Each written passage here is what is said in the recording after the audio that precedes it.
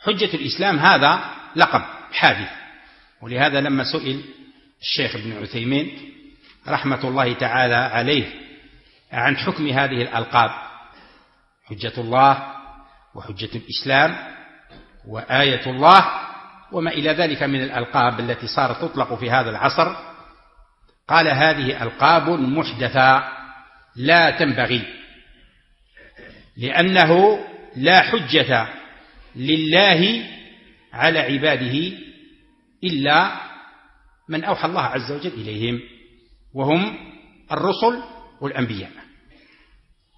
الرسل والأنبياء هم حجة الله على خلقه، ولهذا قال تعالى رسلا مبشرين ومنذرين لئلا يكون للناس على الله حجة بعد الرسل وكان الله عزيزا حكيما.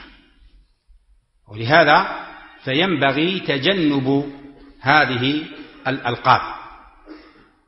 وفي شرعنا المطهر توجد ألقاب وأسماء يطلقها أهل العلم على من توسم فيه العلم الصحيح السليم المأخوذ من مشكاة الوحيين الكتاب والسنة.